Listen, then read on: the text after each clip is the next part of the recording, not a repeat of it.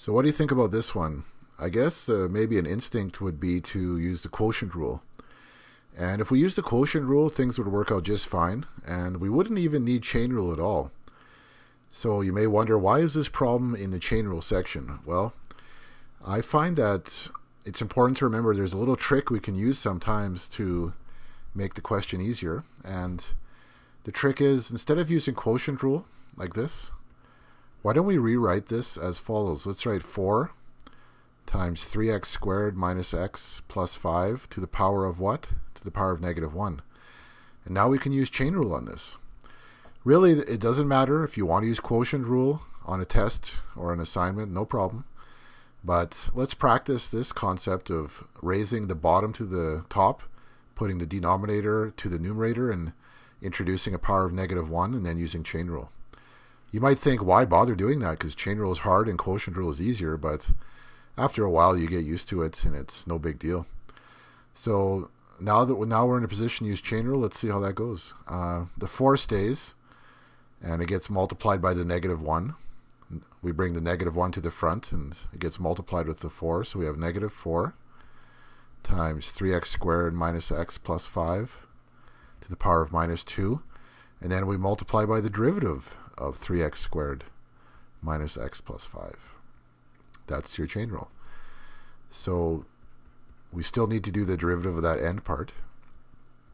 Let's see what happens there. It's going to be what? Well, 6x minus 1 plus 0.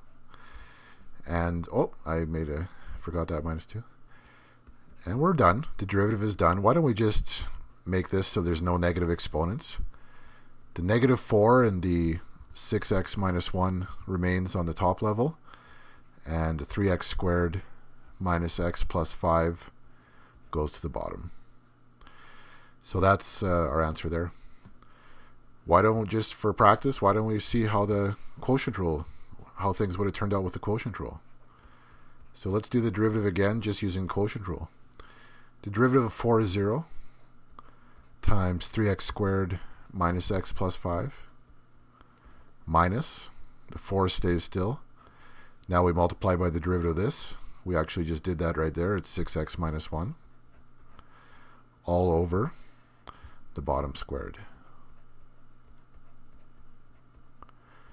Now the thing is, when you have a constant on the top and you use quotient rule, since the derivative of the constant is 0, and 0 times whatever is just going to make that all go away. And we see that, what do we have left? Well, just basically exactly that, right? So I would say that maybe even the quotient rule is a little bit easier on this one. But remembering this little trick that these are the same, right? So we get the same answer no matter which way we do it. I'm just saying, remembering this little trick of bringing this to the top level and introducing a minus 1 up there, that can be useful for you in a lot of cases. So you should remember that. And of course, when you do that and you introduce that minus 1, then you're forced to use chain rule to get that done. Whereas down here, we didn't need chain rule at all.